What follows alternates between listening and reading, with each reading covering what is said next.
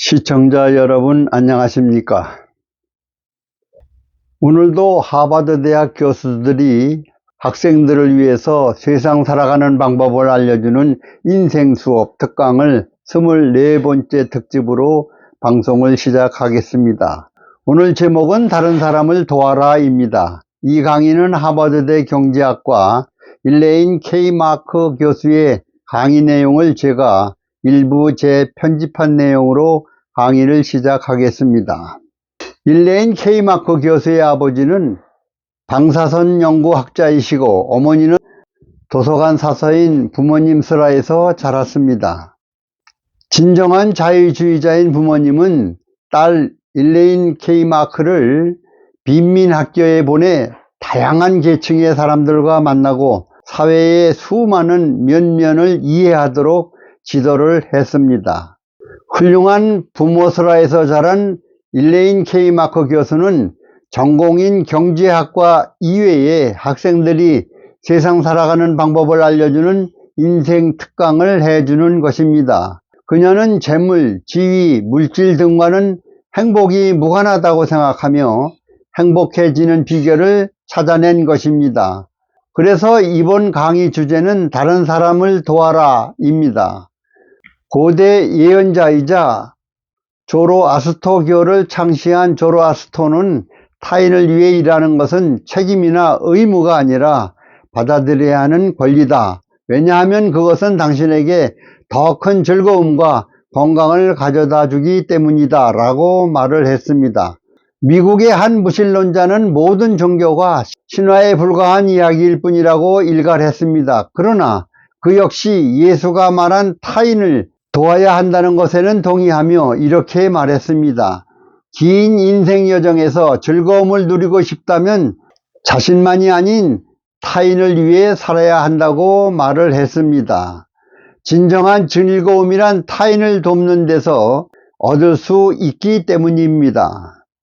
시애틀에 사는 플로시는 전신이 마비되는 병에 걸려서 수년간 침대에 누운 채 생활하고 있었습니다.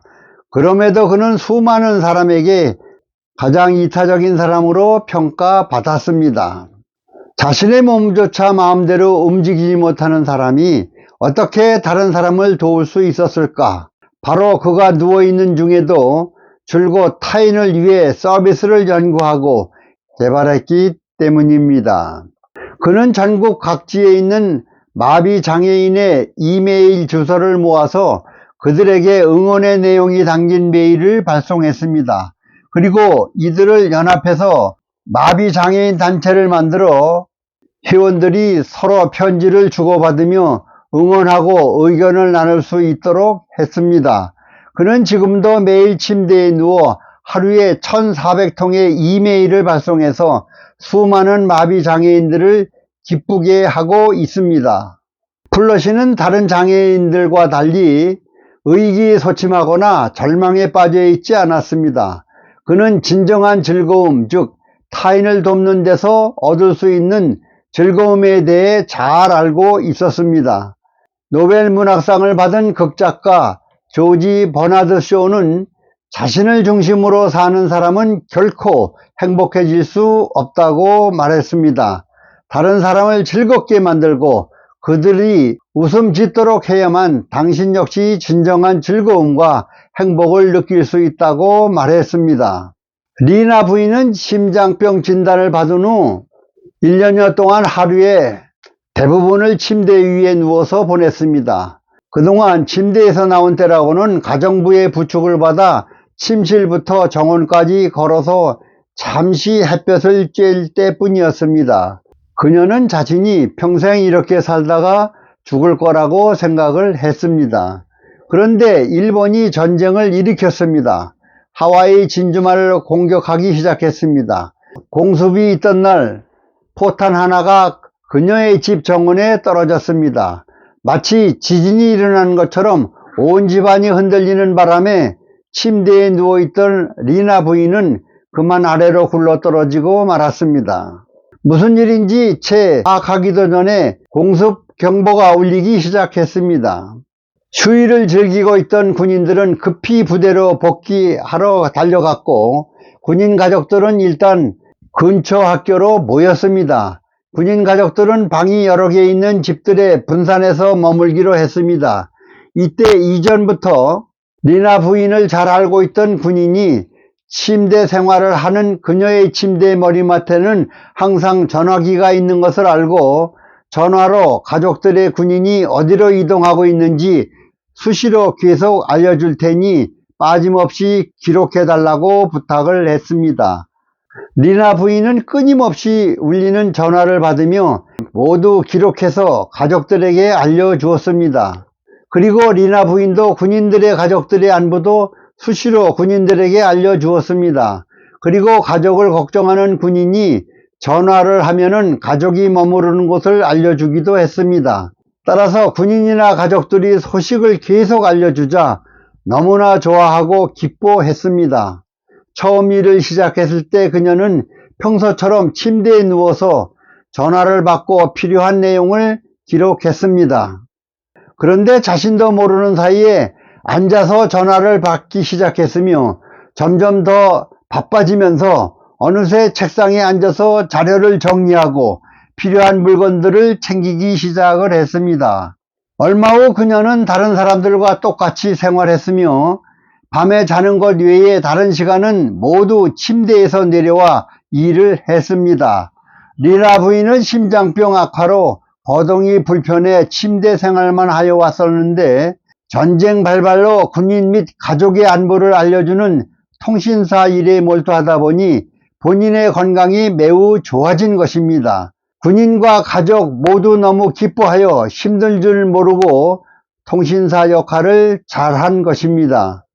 전쟁은 끔찍한 일이지만 만약 일본이 하와이 진주만을 공격하지 않았다면 리나 부인은 평생을 침대에서 보냈을 것입니다. 이 일을 계기로 그녀는 자신이 아닌 다른 사람에게 주의를 기울이고 관심을 보이기 시작하므로 자신도 모르는 힘이 생긴 것을 확인했습니다. 다른 사람을 위해 살아가는 것은 그녀가 살아가는 중요한 이유가 되었습니다. 한 심리학자는 리나 부인처럼 다른 사람에게 관심을 보이면 스스로 자신의 병을 고칠 수 있다고 말했습니다. 조지 워싱턴과 같이 미국 건국의 아버지라고 불리는 벤저민 프랭클린은 타인을 위해 일하는 것은 곧 자신을 위해 일하는 것이라고 말했습니다. 타인을 위해 관심을 가지고 그들을 돕는 일은 당신에게 더 큰 즐거움과 명예를 가다 줄 것입니다. 어려운 사람들을 생각하고 그들을 돕는 것은 스스로 고뇌에서 벗어나는 방법일 뿐 아니라 더 많은 친구들을 사귀고 더 큰 즐거움을 얻을 수 있는 가장 좋은 방법입니다. 미국에서 가장 큰 부자였던 기업가 서기왕 록펠러는 55세에 여러 가지 종합적인 병에 걸려 앞으로 6개월 내지 1년을 넘기기 어렵다는 병원 진단을 받은 시한부 인생이었습니다. 당시 록펠러 기업은 돈만 하는 악덕 기업가로 소문이 나 있었습니다. 록펠러는 어느 날 병원 검진을 위해 휠체어를 타고 병원에 들어섰습니다. 휠체어를 밀어주는 비서를 보고 잠깐 멈추게 하면서 록펠러는 병에 걸린 액자 속의 글귀를 읽고 있었습니다. 주는 것이 받는 것보다 복이 있다. 주 예수님의 말씀. 성경신약 사도행전 20장 35절의 말씀이 벽 액자 속의 글귀였습니다. 록펠러는 주는 것이 받는 것보다 복이 있다를 마음속으로 중얼거렸습니다. 이 평범해 보이는 성경 구절이 그날따라 록펠러의 심장을 때렸습니다. 평생을 모으는 것과 이기는 것에만 집착하며 살아온 자신을 돌아보게 된 것입니다. 마침 접수 수납 창구 앞에서 어떤 어머니와 초등학교 저학년쯤 되어 보이는 딸과 같이 수납 창구에서 딸의 입원비 때문에 통사정을 하는 어머니를 보았습니다. 입원비가 일부 부족해 좀 봐달라는 통사정이었습니다. 이것을 본 록펠러는 비서를 시켜 저 아이의 입원비 및 치료비 일체를 모르게 모두 병원에 지불하고 앞으로의 치료비도 받지 말라는 부탁까지 병원에 하라고 지시를 했습니다. 그 후 도와준 소녀가 완쾌되어 퇴원했다는 소식을 듣고 기뻐했습니다. 이를 계기로 록펠러는 어려운 이웃을 찾아 돈을 기부하기 시작했습니다. 록펠러의 삶은 완전히 달라졌습니다. 록펠러 재단을 설립하여 시카고 대학교를 세우고 수많은 의료 연구와 빈민 구제에 많은 재산을 쏟아붓기 시작했습니다. 그 후 놀랍게도 록펠러 기업가의 이미지 변화가 일어났습니다. 돈만 아는 악덕 기업가라는 오명을 벗고 현대적 자선 사업의 기틀을 마련한 큰 인물로 기억되게 되었습니다. 록펠러는 6개월 내지 1년 안에 죽는다는 시한부 인생이 건강하게 빠르게 회복되기 시작한 것입니다. 그 후 건강이 매우 좋아져 98세까지 장수를 했습니다. 록펠러는 가난하고 아픈 사람들의 병원비를 대주고 나중에 완쾌되었다는 소식과 어려운 사람들을 도와준 사람들이 회복되었다는 소식을 들었을 때 너무나 기뻤습니다. 그는 일기장에 이렇게 남겼습니다.